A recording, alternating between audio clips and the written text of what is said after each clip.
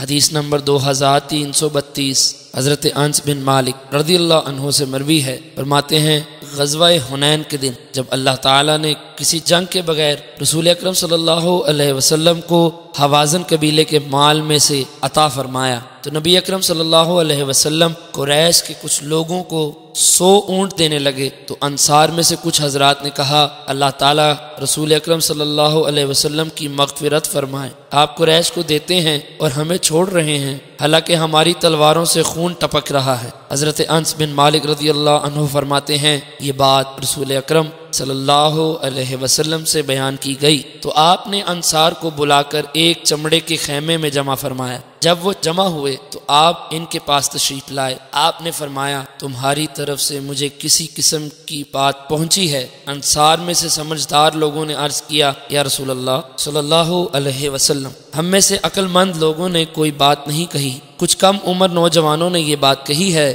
انہوں نے کہا کہ اللہ تعالیٰ رسول اکرم صلی اللہ علیہ وسلم کی مغفرت کرے، آپ انصار کو دیتے ہیں اور ہمیں چھوڑ دیتے ہیں حالانکہ ہماری تلواروں سے خون گر رہا ہے۔ رسول اکرم صلی اللہ علیہ وسلم نے فرمایا میں ان لوگوں کو دیتا ہوں جو تازہ تازہ کفر سے اسلام کی طرف آئے تاکہ ان کے دلوں کو نرم کیا جائے، کیا تم اس بات پر راضی نہیں ہو کہ لوگ مال لے جائیں اور تم رسول اکرم صلی اللہ علیہ وسلم کو لے کر گھر جاؤ؟ کون سی دیکھ اللہ کی قسم جس چیز کے ساتھ تم واپس جاؤ گے وہ اس سے بہتر ہے جو وہ لوگ لے کر جا رہے ہیں۔ انہوں نے عرض کیا جی ہاں یا رسول اللہ صلی اللہ علیہ وسلم، بے شک ہم راضی ہوئے۔ آپ نے فرمایا ان قریب تم پر ترجیح دی جائے گی، پس تم صبر کرنا حتیٰ کہ تم اللہ تعالیٰ اور اس کے رسول صلی اللہ علیہ وسلم سے ملاقات کرو، کیونکہ میں حوض پر ہوں گا۔ انہوں نے عرض کیا ہم صبر کریں گے۔